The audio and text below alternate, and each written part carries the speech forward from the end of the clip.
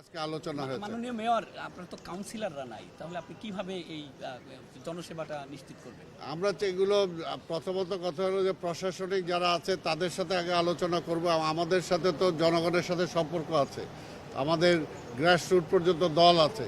কাজে আপনাদের উপর যেমনি আজকে আস্থা রেখেছেন আমাদের মাননীয় প্রধানমন্ত্রী, ঠিক তেমনিভাবে আমরাও আমাদের দল এবং জনগণের উপর আস্থা রাখি এবং জনগণের সহযোগিতা নিয়েই আমরা সেগুলো সমাধানের চেষ্টা করি। গ্যাস এবং পানির সমস্যা হচ্ছে বিভিন্ন জায়গায়, এটা নিয়ে রমজান মাসে গ্যাস তো আপনারা জানেন, আমরা এটা বলেছি, কিন্তু গ্যাস মাননীয় প্রধানমন্ত্রী বলেছেন যে এটা তো রাষ্ট্রীয় একটা সমস্যা। গ্যাস তো আর নতুন করে বানানো যাবে না, যতটুকু আছে সেটুকুকেই কাজে লাগাইতে হবে।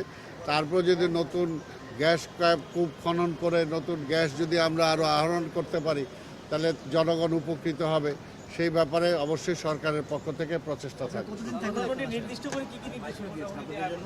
নির্দেশনা দিয়েছেন আমরা কি করতে চাই সেটার ব্যাপারে, যাতে আমরা একটা প্ল্যান তার কাছে উপস্থাপন করি।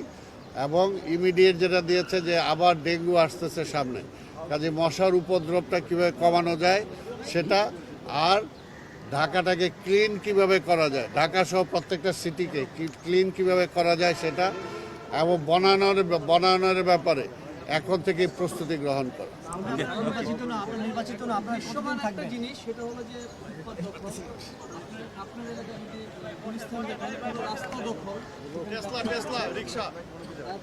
দখলের যে জায়গাটা